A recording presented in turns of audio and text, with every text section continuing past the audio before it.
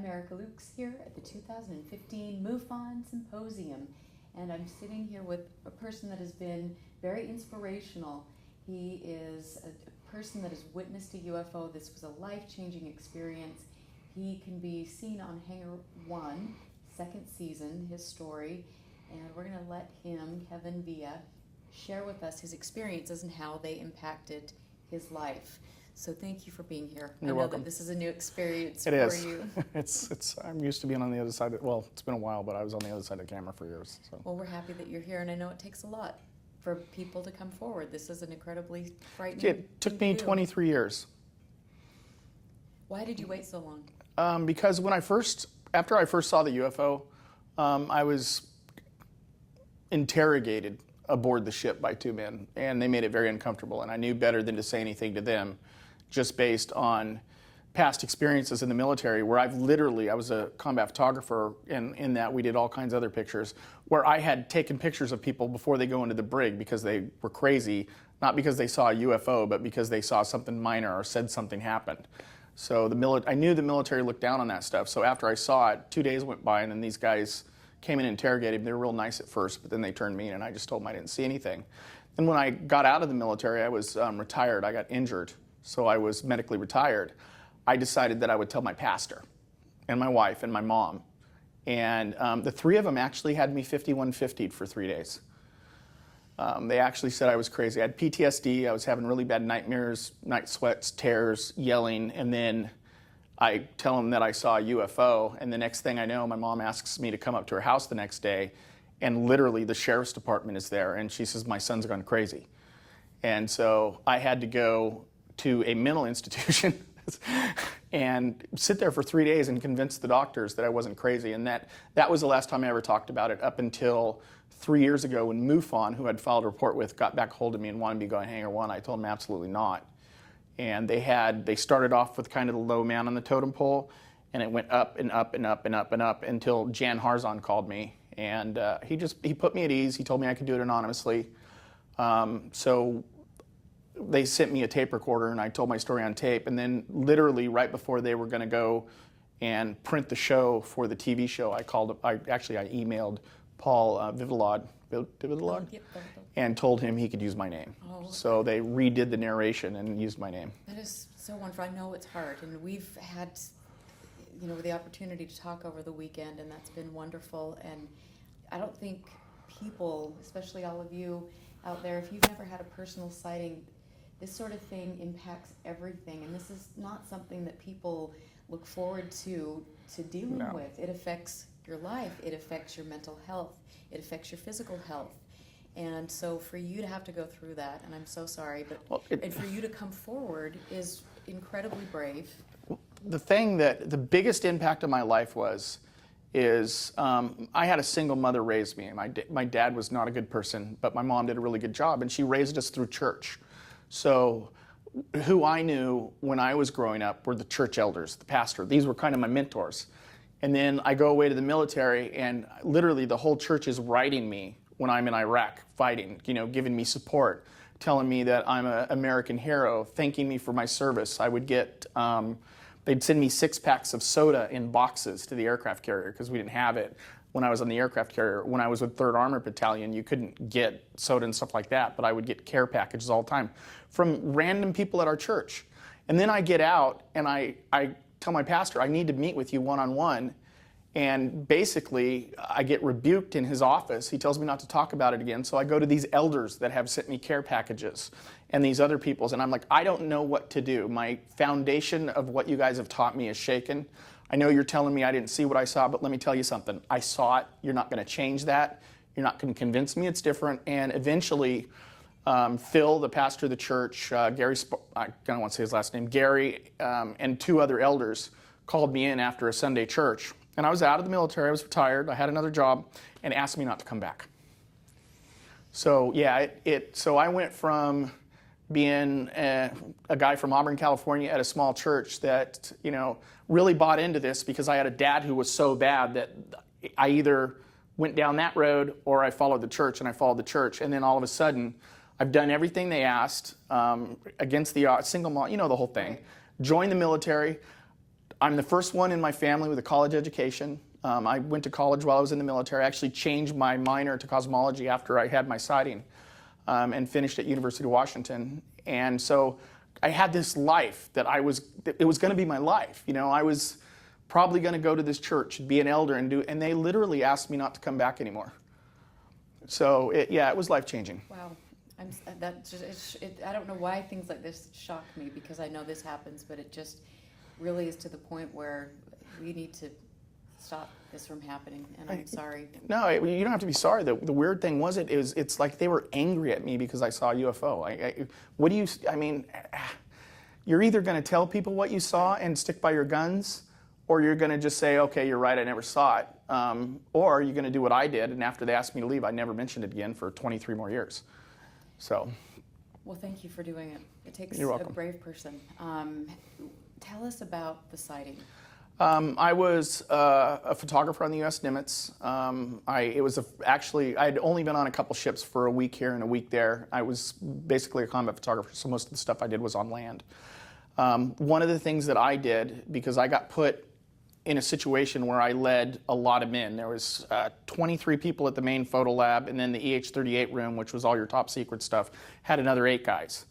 I had made E5 really fast in a rate that usually takes 7 to 9 years. I made it in 3. And so when I got aboard the Nimitz, I was always a guy that was being told what to do, went on assignment, went here and there. I walk into the photo lab and I'm made in charge of all these people.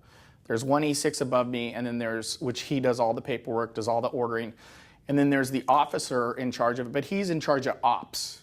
So not just the lab. So really I'm on this island, and I was a terrible leader.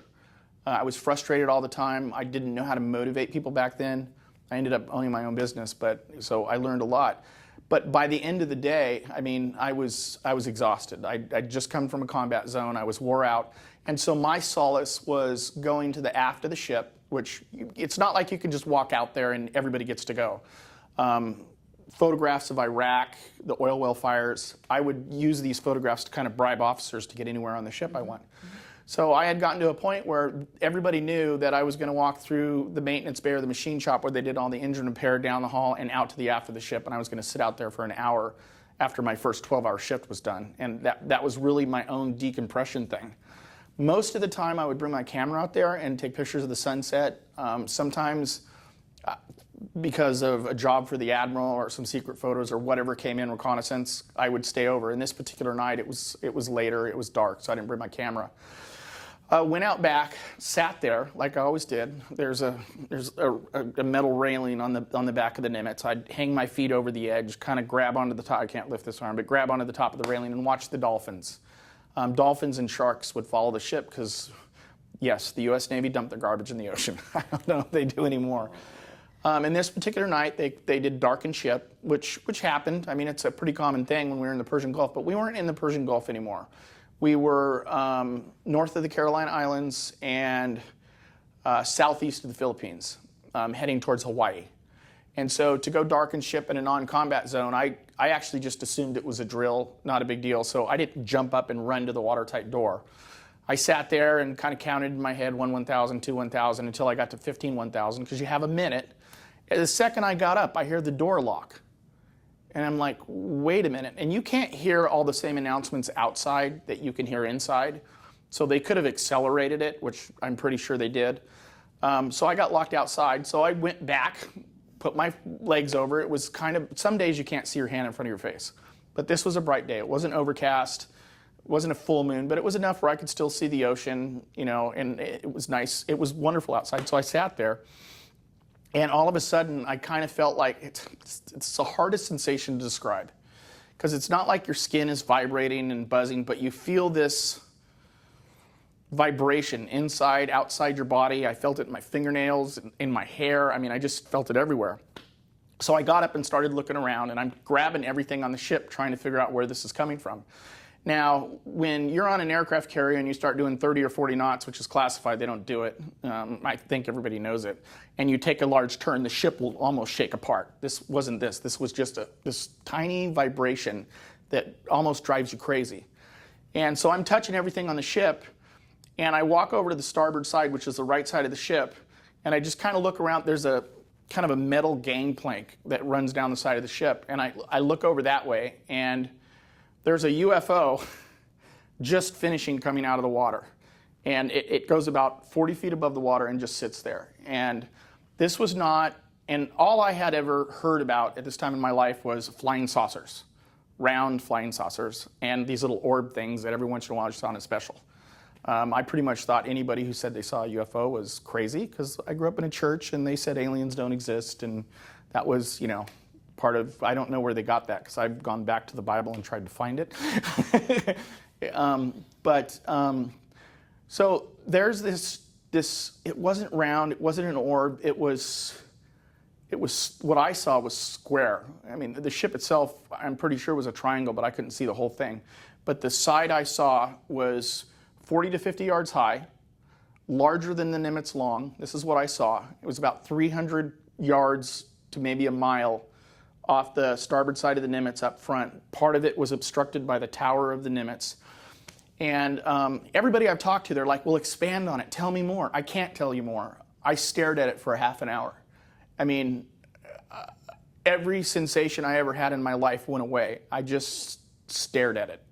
I mean, what do you do when you see a block floating in the ocean? And underneath it, there was, the ocean was lit up, but there were not, it wasn't like there was these round light spots on it. It just was illuminated. I just stared at it. I don't know what else to say. Everybody, last night I got inundated by all these people thanking me for telling my story, and I'm like, my story's not a big deal. I stared at something for half an hour. I mean, it's a big deal, but it's not like I can't expand on it. I didn't see little windows with little green men looking out it. It was solid. There were kind of pronounced lines down the ship. I do remember that. And the only reason I know it was a half hour, because I actually referred back to the logbooks. I actually looked at the logbooks for the ship, and then when I went up to the tower a couple days later, I wanted to see who was in flight ops, and found out that it was just the admiral, the captain, and the flight boss. But they were up there, which is 360 degrees glass, so they saw it. I'm now convinced they knew it was there. But I just stared at it, and going back at it, I realized I stared at it for half an hour. It only took me about 5 minutes after this buzzing started to get up and look around and see it. We were actually on darkened ship for 41 minutes. And of course, after it left, there was about another 5 minutes before they unlocked the watertight door and I went in. But I just stared at it. I mean, I was thinking something, but it's not like, I have a racy mind. I'm thinking about, what are my kids doing? There's always 50 thoughts in my head. I have this job to do. That. My mind was blank. I mean, it was just totally blank. I was just sitting there looking at this thing floating above the Pacific Ocean off the starboard side of the most powerful, second most powerful, the Abraham at the time, just floating there. We weren't doing anything. Jets weren't being scrambled. We were just sitting there. The ship had almost stopped to a crawl. We were just sitting in the middle of the Pacific Ocean with this thing floating off the starboard side that was as big as us or larger. And I know I've said it. That's all I could do was look at it. And then towards the end, it kind of moved slightly, kind of almost like a turn, which is when I saw that there was an angle. And I want to say that it went up and disappeared, because I think I saw it start to go up, but it was so fast that when I kind of noticed that upward motion, I looked up. And I'm a guy that's taken pictures of the SR-71 disappearing over the horizon. I did infrared imaging of it. I did spectral analysis, all this thing of this jet when it took off. That's a fast plane. They say it goes Mach 3, it goes much faster. You can watch it go over the horizon like this. I couldn't watch this thing disappear. It was that fast. It was just there and gone. And the thing I remember the most is after looking up, I looked down at the water expecting this huge wake, coming back at the Nimitz from whatever power, nothing. It was, the waves were doing, it was like nothing. There was no force down in the ocean, nothing displaced. The only time I ever saw water dripping was when I saw it just as it finished cresting the water. But when it took off, nothing. It didn't affect the ocean at all, which was mind-boggling to me. So you said that your mind was blank, but were there, I would be terrified. I actually, after it left, I had a few minutes before they did the all clear. I walked to the watertight door, I leaned up against the wall, and I slumped down, and I'm pretty sure I started crying. And I do remember at that moment thinking that everything I'd ever been taught was a lie. I felt betrayed. I felt betrayed by men who had raised me, who taught me a certain way. I just felt betrayed. I felt betrayed by everybody, by the government, by everybody. And then I got up and composed myself, and I went back in and went to sleep for a couple hours until I got called for some reconnaissance film, and I went down and I helped them with it. And then a day later, I got interviewed by, I'm pretty sure Naval Investigative Services, I don't know, 2 guys in clothes. We're in the middle of the Pacific Ocean. We have a beer day where everybody gets a beer. I got a beer that day. They asked me while they're interviewing me, hey, how'd you get locked outside? You're not in trouble.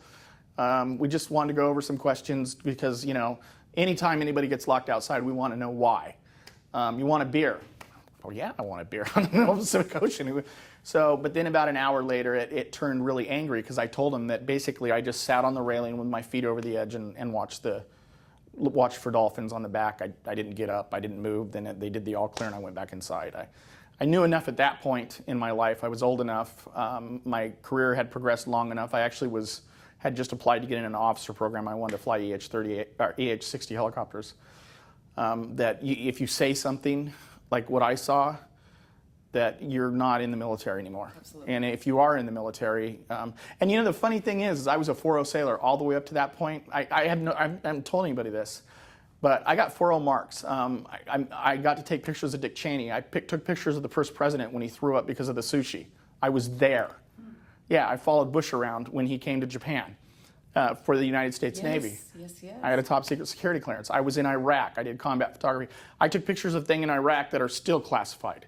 I've done classified stuff that's debriefed. I mean, I've done a lot of stuff, and you just know certain things you don't talk about.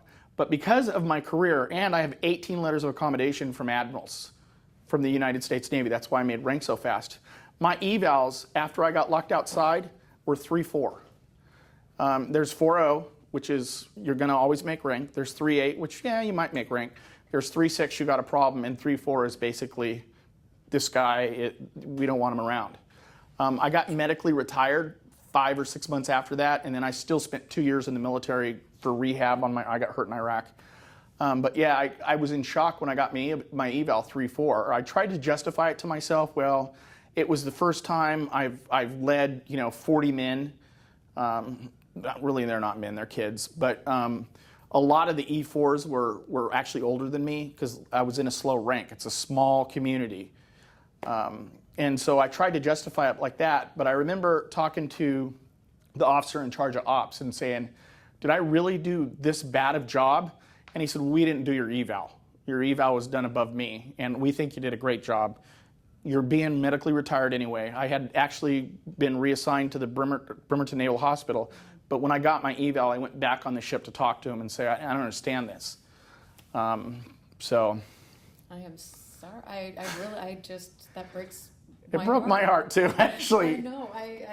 This is so unfortunate on so many levels. You just see this life-changing, awe-inspiring, terrifying thing, and then you have to go through all of that. And Well, again, after being left from my church, I acted like it didn't exist for years and years and years until Mufon got back a hold of me and asked me to do the show. And this weekend is probably the best thing I've ever done for me. I'm so glad. And it's always nice to know that you have people that will support you and you can talk with, and that's how I feel with MUFON. It's an important organization. You don't think when I came here, I honestly thought I was going to see people with little, propellers on their head, right, running around, but I didn't. I've talked to physicists. I met the guy in charge of the Kepler telescope. I got to talk to him for almost 45 minutes. Craig, who is into alternative propulsions. Me and him, actually, we talked after his conference. Then we went outside and we sat down for a good hour and we just chatted about dark matter, time, space. Like I said, I changed my minor to cosmology, studied the theory of relativity, special theory of relativity. So I had enough knowledge to have a conversation with this guy. And that's who I've met here. Stan Friedman, a physicist. I've met doctorates, physicists. I've met 4 people from NASA. I sat at a table with the ex-defense minister of Canada.